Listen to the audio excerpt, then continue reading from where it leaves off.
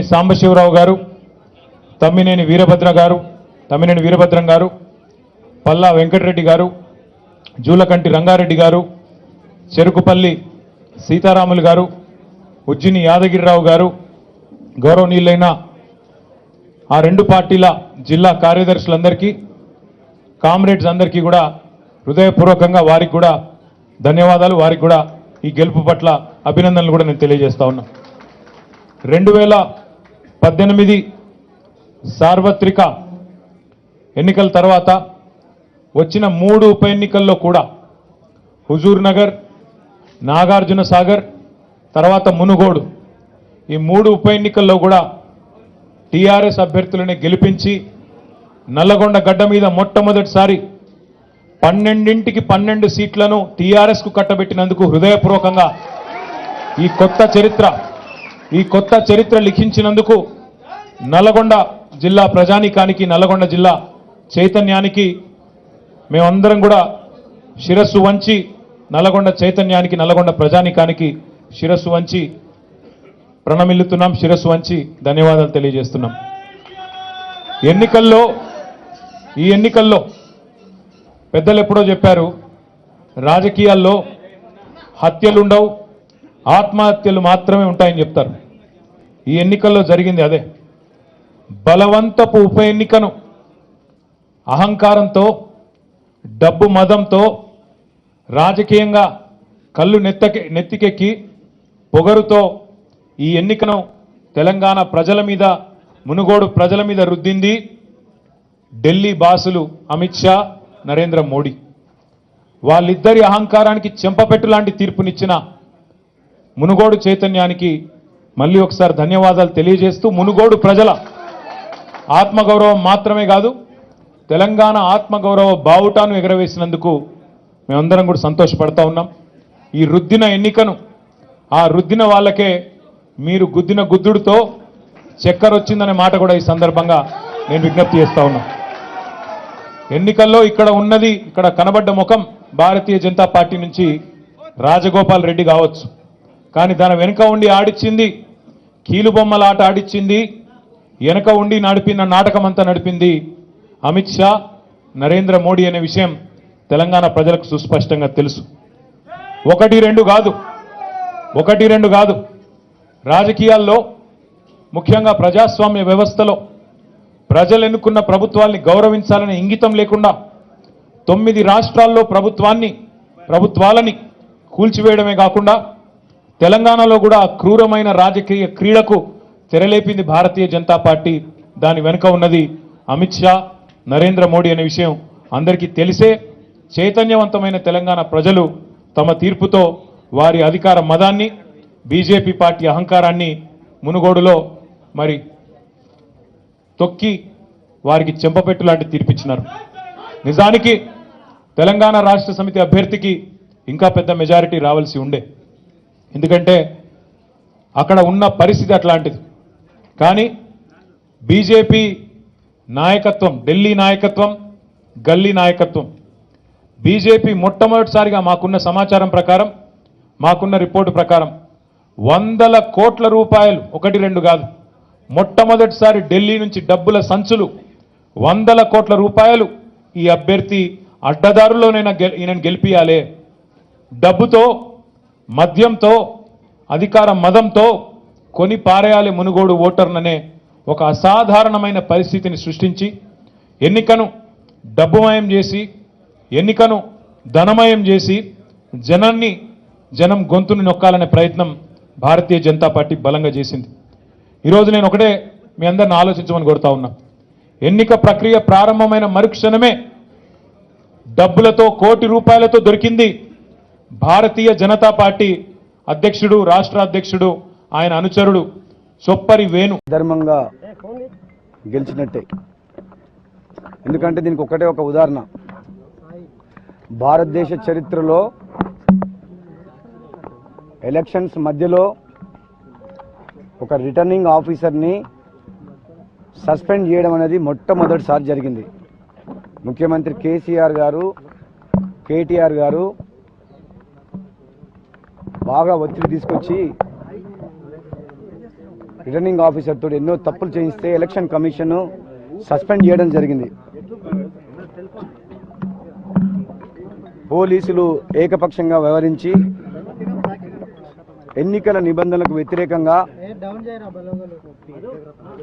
తెలంగాణ రాష్ట్రంలోని TRS party ఎమ్మెల్యేలు, ఎంపీలు, మంత్రులు, టీఆర్ఎస్ నాయకులు మొత్తం 3వ తారీఖు సాయంత్రం వరకు మునుగోడులోనే ఉండి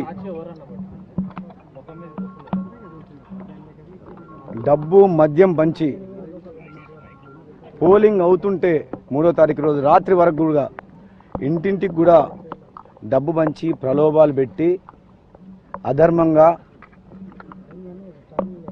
గెలిచే ప్రయత్నం చేయడం జరిగింది. మా నాయకుల్ని, నన్ను పోలీసులు, వ్యవస్థ మొత్తం, ప్రభుత్వ యంత్రాంగం మొత్తం అష్టదిగ్బంధం చేసి గ్రామానికో ఎమ్మెల్యే, గ్రామానికో మంత్రి, భారతదేశ చరిత్రలో కని విని ఎరగని విధంగా ఈ అధర్మ యుద్ధంలో వాళ్ళు గెలిచే ప్రయత్నం సర్వశక్తులు వడ్డి ముఖ్యమంత్రి కేసీఆర్ గారు మొత్తం అసెంబ్లీ కూడా మునుగోడుకొచ్చి అవినీతి సొమ్ముతోటి మద్యం ఏరులై పారించి ఈ ఎన్నికలో అధర్మం గెలిచే విధంగా అడ్డదారులు, ఎందుకంటే సింబల్స్ కూడా కరెక్ట్గా అలాట్ చేయలేదు. మీ అందరికి తెలుసు 31వ తారీఖు సాయంత్రం వరకు భారతీయ జనతా పార్టీ ముందుంది.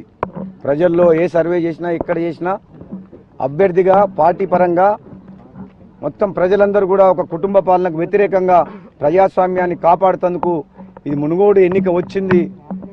ఈ రాష్ట్రంలో వివక్షకు వ్యతిరేకంగా, సమానత్వం కోసం, అహంకారానికి వ్యతిరేకంగా, ఆత్మగౌరవాన్ని కాపాడేందుకు తెలంగాణ రాష్ట్రంలో నియంత పాలనకు వ్యతిరేకంగా ప్రజాస్వామ్యాన్ని కాపాడుతందుకు ఒక ధర్మ యుద్ధం లాగా నడిచింది 31వ తారీఖు వరకు.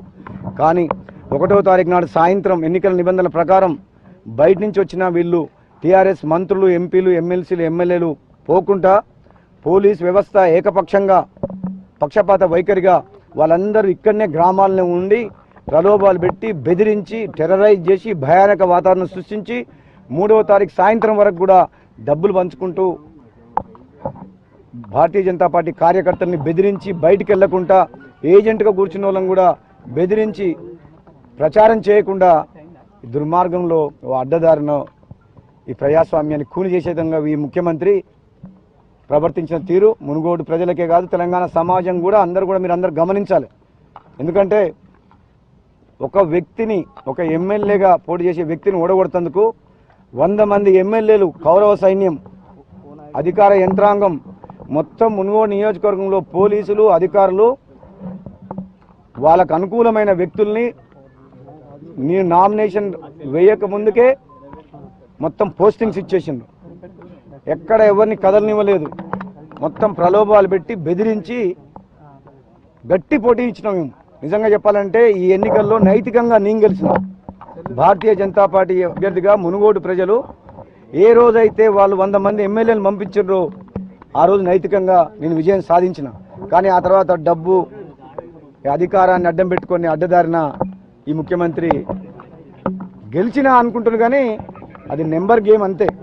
ఆ పేద ప్రజలకు వాళ్ళ బలహీనతని అడ్డం పెట్టుకొని పేద ప్రజల ఇళ్లలోకి పోయి బెదిరించి ప్రలోభాలు పెట్టి ఏదో ఓట్లు వేసుకొని 10,000తో గెలిచినా అని చెప్పి గొప్పలు చెప్పుకోవాల్సింది తప్పితే నిజంగా ఆయన మంచోడైతే అభివృద్ధి చేస్తే 8 ఏళ్లలో తెలంగాణ ప్రజల బతుకులు మారితే అంతమంది అవసరం లేదు, అన్ని డబ్బులు అవసరం లేదు, అంత అధికార దుర్వినియోగం అవసరం లేదు. 10,000 ఉన్న భారతీయ జనతా పార్టీ మునుగోడులో ఈరోజు దాదాపు 90,000 వరకు, 80 నుంచి 90,000 వరకు వచ్చిందంటే ప్రజలు భారతీయ జనతా పార్టీ వైపు చూస్తున్నారు.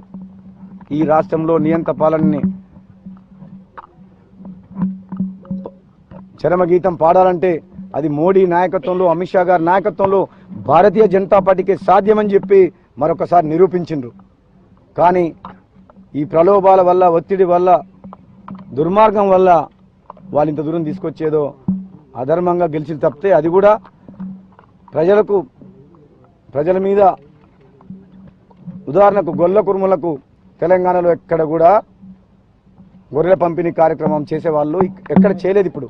కానీ ఇప్పుడు ఎన్నికలు వచ్చినాయని చెప్పి గొల్ల కుర్మల కుటుంబాలకు అకౌంట్లో పైసలు వేసి అది లాక్ చేసిండ్రు. లాక్ చేసి ఏం చెప్పిండ్రు, మీరు టీఆర్ఎస్ ఓటు వేయకపోతే మీ పైసలు రిటర్న్ తీసుకుపోతాం అని అకౌంట్లన్నీ సీజ్ చేసిండ్రు మా గొల్ల కుర్మ సోదరులకు. అదేవిధంగా పెన్షన్ ఇచ్చే ప్రతి ఒక్కరికి కూడా మీ పెన్షన్ కట్ అవుతుంది టీఆర్ఎస్ పార్టీకి ఓటు వేయకపోతే అని చెప్పి బెదిరించిండ్రు. దానికి సాక్ష్యం ఎలక్షన్ కమిషన్ జగదీశ్వర్ రెడ్డి గారు మాట్లాడిన మాటల్ని వీడియో రూపంలో ఎలక్షన్ కమిషన్ ఆఫ్ ఇండియా చూసి ఆయనని 2 రోజులు ప్రచారాన్ని నిషేధించింది. అంటే మళ్ళీ బెదిరించిండ్రు. ఒకవైపు ప్రలోభాలు, ఒకవైపు బెదిరింపులు. ఈ రకంగా వాళ్ళు ఈ ఎన్నికల్లో గెలిచిండ్రు. కానీ ఇది అధర్మ యుద్ధం, ఇది ధర్మయుద్ధం కాదు. రాబోయే రోజుల్లో తప్పకుండా ఈ ఉప ఎన్నికల్లో అధికారం ఉంది కదా అని చెప్పి మొత్తం కౌరవ సైన్యం మునుగోడుకొచ్చి అధర్మంగా గెలిచింది తప్పితే ఇది నిజంగా వాళ్ళ గెలుపు నిజమైన గెలుపు కాదు. రేపు అసెంబ్లీ ఎన్నికలు రాబోయే రోజుల్లో కేసీఆర్ మీద ఎంత వ్యతిరేకత ఉందనేది, కేసీఆర్ ఎంత భయపడుతుండు, ఎంత మోసం చేసిండు తెలంగాణ ప్రజల్ని, ఏ ఒక్క ఇచ్చిన హామీ కూడా నెరవేర్చలేదు కాబట్టి భయపడి ఈ ఉప ఎన్నికల్లో అధికార దుర్వినియోగం పాల్పడి ఈ విధంగా ప్రవర్తించిండు. కాబట్టి తప్పకుండా రాబోయే రోజుల్లో మా పోరాటం కొనసాగుతుంది. హాయ్ ఫ్రెండ్స్, మా టుడే టుమారో యూట్యూబ్ ఛానల్ చూస్తున్నందుకు చాలా థ్యాంక్స్. మరిన్ని లేటెస్ట్ వీడియోస్ కోసం వెంటనే సబ్స్క్రైబ్ చేయండి. అలాగే ఈ బెల్ ని కూడా రింగ్ చేసేయండి. మా నోటిఫికేషన్స్ అన్ని మీ మొబైల్లో వస్తాయి.